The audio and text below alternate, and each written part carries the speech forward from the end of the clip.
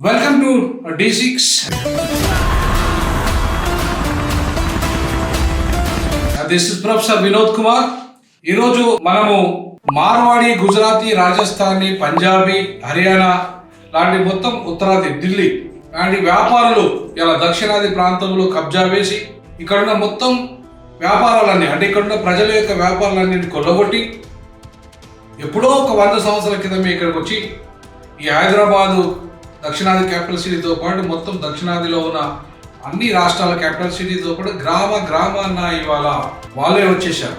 Total ఉత్తరాది వాళ్ళే వచ్చి మన యొక్క పనులను కబ్జా చేస్తున్నారు, మన వ్యాపారాలను కబ్జా చేస్తున్నారు, మన పరిశ్రమల్లో వాళ్ళే ఉద్యోగాలు చేస్తున్నారు, ప్రైవేట్ సంస్థల్లో వాళ్ళే ఉద్యోగాలు చేస్తున్నారు, చివరికి ప్రభుత్వ ఉద్యోగాల్లో కూడా ఇవాళ చాలా మంది వాళ్ళు ఉన్నారు. మన తోటి సహోదరులు తెలుగు వాళ్ళని మనం వెళ్ళగొట్టిన వాళ్ళం. తెలంగాణ ప్రజలం, మన సంస్కృతి వేరు, తెలంగాణ సంస్కృతి వేరు, ఆంధ్రుల సంస్కృతి వేరు, వాళ్ళ భాష మాట్లాడే విధానం వేరు, అలాగే వాళ్ళ తిండి వేరని చెప్పేసి మన సొంత సోదరులు తెలుగు ప్రజల్ని మనం వెళ్ళగొట్టిన చరిత్ర తెలంగాణ ప్రజలది. అట్లాంటిది మన భాషతో సంబంధం లేకుండా, మన సంస్కృతితో సంబంధం లేకుండా, మన యొక్క కట్టు బొట్టుతో సంబంధం లేకుండా, మన ఆహార అలవాట్లతో సంబంధం లేకుండా భిన్నమైన పూర్తిగా హిందీ ఆధిపత్యం, పూర్తిగా హైందవ మత ఆధిపత్యం, పూర్తిగా ఉత్తరాది ఆధిపత్యానికి సంబంధించి అక్కడికి వెళ్ళే కనీసం చివరికి వాళ్ళు ఏ షాపు పెట్టినా ఏ వ్యాపారం చేసినా అక్కడ ఉద్యోగాలను తెచ్చుకొని ఇక్కడ వ్యాపారం చేసుకుంటున్న గుజరాతీలు, మార్వాడీలు, రాజస్థానీలు, పంజాబీసు, ఢిల్లీ వాళ్ళ ఇట్లా మొత్తంగా మొత్తం ఉత్తరాది వాళ్ళంతా కూడా దక్షిణాదిని ఇలా కబ్జా చేసేసి ఒక కాలనీలుగా మార్చిపడేసి బ్రిటిష్ వాళ్ళ కంటే ప్రమాదకరంగా పరిణమించారు. ఇవాళ ఈస్ట్ ఇండియా కంపెనీ ఎట్లయితే భారతదేశానికి వ్యాపారం నిమిత్తం వచ్చి ఇవాళ టోటల్ రాజ్యాన్ని కబ్జా చేసి ఈ దేశాన్ని కొన్ని వందల సంవత్సరాలు పరిపాలించి దోపిడీ చేశారో, అట్లనే ఇవాళ దక్షిణాది ప్రాంతానికి వ్యాపారం నిమిత్తం వచ్చిన ఈ ఉత్తరాది వ్యాపారస్తులంతా దోపిడీదారులు. గుజరాతీలు అయితే ప్రధానంగా పూర్తి స్థాయిలో దోపిడీ చేసేస్తున్నారు ఈ దక్షిణాది ప్రాంతాన్ని. అలాగే మార్వాడీలు, అలాగే రాజస్థానీలు, అలాగే పంజాబీలు ఇవాళ మొత్తంగా ఈ ఉత్తరాది వాళ్ళంతా కూడా వాళ్ళ దక్షిణాది వ్యాపారాలన్నీ కబ్జా చేస్తూ, అలాగే ఇవాళ వాళ్ళు ఎమ్మెల్యేలుగా గెలుస్తున్నారు, ఎంపీలుగా గెలుస్తున్నారు. ఇవాళ మొత్తంగా ఉండేది ఇక్కడ, తినేది ఇక్కడ, పాడేది ఉత్తరాది పాట. ఇవాళ రాజాసింగ్ లాంటోడు, ఆయన మూలాలు ఎక్కడ? ఉత్తరాది మూలాలు. ఉదస్తమానం బీజేపీ పాట పాడతాడు, ఉత్తరాది పాట పాడతాడు. కనీసం ఆయనకు బీజేపీ లీడర్గా కూడా అవకాశం దక్కలేదు. మరి అట్లాంటి వాడు ఇలా ఎంఐఎం ఉంది, పేరుకే ఎంఐఎం లోకల్ పార్టీ, కానీ ఇవాళ మొత్తం దాని మూలాలన్నీ ఉత్తరాది మూలాలు. వాళ్ళ ఆలోచన విధానం అంతా ఉత్తరాది ఆలోచన విధానం. ఇలా Congress, BJP, BSP, Samajwadi party మొత్తం ఇట్లాంటి ఉత్తరాది పార్టీలన్నీ కూడా ఇవాళ మొత్తం దక్షిణాదిలో కబ్జా వేసే ప్రయత్నం చేస్తూ ఈ దక్షిణాది ప్రాంతీయ పార్టీలను అస్తిత్వం లేకుండా చేస్తూ, అధికారం రానియకుండా చేస్తూ కుట్రలు అన్నీ ఇలా తెలంగాణలో బీఆర్ఎస్ ఒక ప్రాంతీయ పార్టీ దాని అస్తిత్వాన్ని లేకుండా కుట్ర చేస్తుంది కాంగ్రెస్ అండ్ బీజేపీ ఉత్తరాది పార్టీలు. అట్లాగే ఇవాళ కర్ణాటకలో ఇవాళ జేడీఎస్ను అస్తిత్వం లేకుండా చేసింది అక్కడ కాంగ్రెస్ మరియు బీజేపీ పార్టీలు. అంతేకాకుండా ఇవాళ ఆంధ్రప్రదేశ్లో సీనియర్ మోస్ట్ లీడర్ ఎవరైతే చంద్రబాబు నాయుడు ఉన్నాడో, ఇలా చంద్రబాబు నాయుడు కూడా ఆయన అస్తిత్వం లేకుండా చేసే కుట్ర కూడా ఇలా పవన్ కళ్యాణ్ రూపంలో, జనసేన రూపంలో ఇవాళ తీసుకొస్తుంది బీజేపీ.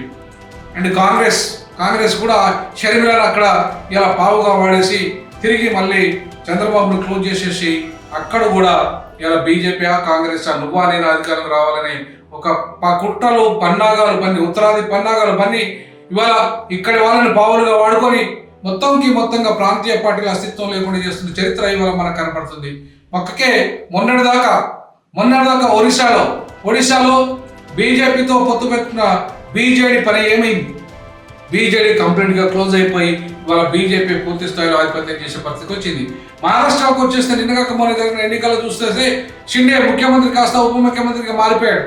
ఆయన ఇవాళ ఆ పార్టీ అస్తిత్వంతో పైకి వచ్చిన బీజేపీ ఇలా కంప్లీట్ మెజారిటీతో, తానే సొంత మెజారిటీతో ముఖ్యమంత్రి మళ్ళా పదవిని తీసుకొచ్చుకొని అక్కడ కూడా ఇవాళ మొత్తంగా శివసేనను 2 ముక్కలు చేసేసింది, ఎన్సీపీని 2 ముక్కలు చేసేసింది. ప్రాంతీయ పార్టీల మొత్తం కనుమరుగు లేకుండా చేసేసి ఇలా బీజేపీ అక్కడ కాంగ్రెస్ కుట్రమని ఇవాళ మొత్తంగా ప్రాంతీయ పార్టీలను క్లోజ్ చేసేసాయి. అంతేకాకుండా ఇవాళ మీకు తమిళనాడులో డిఎంకేను మొత్తం కంప్లీట్గా క్లోజ్ చేసేసి ఇలా డిఎంకేను కూడా క్లోజ్ చేసే పన్నాగంలో భాగంగా ఇలా విజయ్ని తమిళ వెట్రాగం అనేది పార్టీ పెట్టించి ఆ సినిమా యాక్టర్ విజయ్ని ఇవాళ ముందుకు పెట్టి ఇలా డిఎంకేని క్లోజ్ చేసే పార్టీ. అంటే డిఎంకే ద్రవిడ సిద్ధాంతాన్ని ద్రవిడ మూలాలను కలిగిన పార్టీ. ఆ పార్టీ ఇవాళ ద్రవిడ సిద్ధాంతం పునాదిగా ఎదుగుతున్న పార్టీ. ఆ పార్టీ కనుమరుగు చేసే ప్రయత్నంలో భాగంగా అక్కడ బీజేపీ కానీ కాంగ్రెస్ కానీ తన అస్తిత్వాన్ని కాపాడుకునే పరిస్థితి లేదు. కాబట్టి డిఎంకే ఒక బలమైన ప్రాంతీయ పార్టీగా ఉంది. కాబట్టి వాళ్ళ డిఎంకేను ఇవాళ వాళ్ళు కనుమరుగు చేయాలనే ప్రయత్నం చేస్తున్న క్రమంలో ఇలా కుట్రలు చేస్తున్నారు. ఇట్లా కేరళ కాంగ్రెస్ ఏదైతే ఉందో కాంగ్రెస్తో పడలేక అక్కడ కేరళ కాంగ్రెస్గా లోకల్ వాళ్ళు సొంత పార్టీ పెట్టుకొని ఇవాళ ఉంటే కూడా ఇవాళ మొన్నటి దాకా రాహుల్ గాంధీ 10 ఏళ్ళు వయనాడు ఎంపీగా ఉండి తిరిగి వాళ్ళ చెల్లెని అక్కడ ఎంపీగా గెలిపించింది కేరళలో. అంటే ఇవాళ మొత్తంగా కాంగ్రెస్ కానీ బీజేపీ కానీ ప్రాంతీయ పార్టీలు ముఖ్యంగా దక్షిణాదిలో ఉన్న ప్రాంతీయ పార్టీలు బలంగా ఉన్న వాటిని వీక్ చేసేస్తూ బలహీనం చేసేస్తూ ఆ ప్రాంతీయ పార్టీలను కనుమరుగు చేస్తూ ఇలా జాతీయ పార్టీలైన ఉత్తరాది జాతీయ పార్టీలైన కాంగ్రెస్ కానీ బీజేపీ కానీ అధికారం రావడానికి అదే ప్రాంతీయ పార్టీలతో పొత్తు పెట్టుకుని మళ్ళీ అదే ప్రాంతీయ పార్టీలను క్లోజ్ చేస్తూ కథం చేస్తూ ఇవాళ వాళ్ళ అస్తిత్వమే లేకుండా చేస్తున్న పరిస్థితి జమిలీ ఎన్నికల రూపంలో రాబోతున్నది. మళ్ళీ తిరిగి ఇవాళ ఈ మార్వాడి గుజరాతీ రాజస్థానీ వ్యాపారస్తులు ఎవరైతే ఉన్నారో ఢిల్లీ వ్యాపారస్తులు పంజాబ్ వ్యాపారస్తులు ఎవరైతే ఉన్నారో వాళ్ళంతా బీజేపీ కానీ కాంగ్రెస్ కానీ ఆయా పార్టీలకి వత్తాసు పలుకుతూ ఆయా పార్టీలను ఇవాళ ఒకే దేశం ఒకే ఎన్నిక ఒకే ఓటు ఒకే నినాదం అంతా కూడా వీళ్ళ కోసమే ఈ వ్యాపారస్తుల కోసం వీళ్ళంతా కూడా దేశం అంతా విస్తరించి ఎక్కడైనా సరే ఒక రేషన్ కార్డు తీసుకొని ఎక్కడైనా సరే ఒక ఓటు సంపాదించుకొని ఆధిపత్యం చేయడానికి ఇవాళ ఈ ఉత్తరాది వాళ్ళ ఆధిపత్యం దేశమంతా ఉంచడానికే ఈ కుట్ర జరుగుతున్నది. ఇవాళ యూపీని విభజించని వాళ్ళు ఏపీని విభజించేశారు. రేపు తమిళనాడు విభజించే కుంగునాడు పేరుతో తమిళనాడుని విభజించాలే కుట్ర కూడా ఇవాళ జరుగుతున్నది. మదురైని సపరేటు రాష్ట్రంగా చేసే కుట్ర జరుగుతున్నది. మరి మీరు అతిపెద్ద రాష్ట్రమైన యూపీని ఎందుకు విభజించట్లేదు? మధ్యప్రదేశ్ మళ్ళీ ఎందుకు విభజించట్లేదు? బీహార్ మళ్ళీ ఎందుకు విభజించట్లేదు?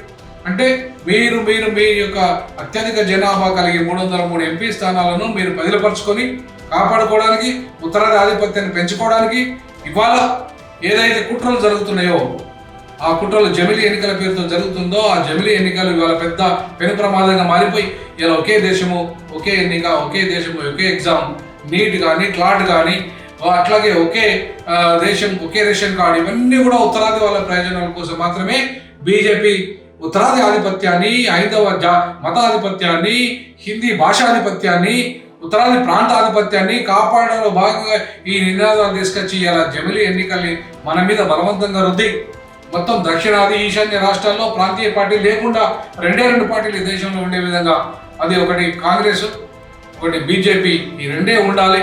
ఒకవేళ ఉంటే వాళ్ళకు దాసోహం చేస్తూ ప్రాంతీయ పార్టీలు ఉండే విధంగా కుట్ర చేస్తున్నారు. రేపు అధ్యక్ష తరహా విధానం కూడా రాబోతున్నది. కాబట్టి వీటన్నిటికీ ప్రధానమైన పునాది వేస్తుంది ఎవరన్నా ఉన్నారంటే వ్యాపారస్తులు, ఉత్తరాది వ్యాపారస్తులు ఈ పార్టీలను పెంచిపోసేస్తున్నాయి. ఇలా బీజేపీ గెలుస్తుందంటే హైదరాబాద్లో గెలుస్తుందంటే ఉత్తరాది వ్యాపారస్తులు, ఇలా బెంగళూరులో బీజేపీ గెలుస్తుందంటే ఉత్తరాది వ్యాపారస్తులు, ఇవాళ బీజేపీ ఇంకా మిగతా రాష్ట్రాలు ఆంధ్రప్రదేశ్లో ఉన్న అమరావతిలో కానీ గెలుస్తుందంటే ఉత్తరాది వ్యాపారస్తులు. అట్లాగే ఇవాళ బీజేపీ బెంగళూరులో గెలిచినా కూడా ఉత్తరాది వ్యాపారస్తులే. అంటే కర్ణాటకలో గెలిచినా ఏపీలో గెలిచినా తెలంగాణలో గెలిచినా లేదా రేపు తమిళనాడులో గెలవాలనుకున్నా ఇవాళ కేరళలో గెలవాలనుకున్నా కూడా ఈ ఉత్తరాది వ్యాపారస్తులు ఎవరైతే ఉన్నారో బీజేపీని గెలిపడానికి తన యొక్క పూర్తి స్థాయిలో వ్యాపార సామ్రాజ్యాన్ని విస్తరించుకోవడానికి ఆ పార్టీలను గెలిపించి అక్కడ వాళ్ళ కల్చర్ని ఉత్తరాది కల్చర్ని ఇక్కడ తీసుకొచ్చి బలవంతంగా రుద్ది ఇవాళ ప్రతి దగ్గర కూడా జై శ్రీరామ్ అనే నినాదాలు తీసుకొస్తున్నారు. మేము ఇక్కడ శివుడు మా దేవుడు, దక్షిణాధిపతి శివుడు, దక్షిణాధిపతి శివుణ్ణి ఇలా మొత్తం ఉత్తరాది నుండి వచ్చిన ఏ మార్వాడి గుజరాతీ రాజస్థానీలు పంజాబీలు కానీ లేదంటే ఢిల్లీ వాళ్ళ కానీ వీళ్ళందరూ కూడా జై శ్రీరామే అంటారు కానీ జై శివ అనే పరిస్థితి లేదు వాళ్ళ దగ్గర.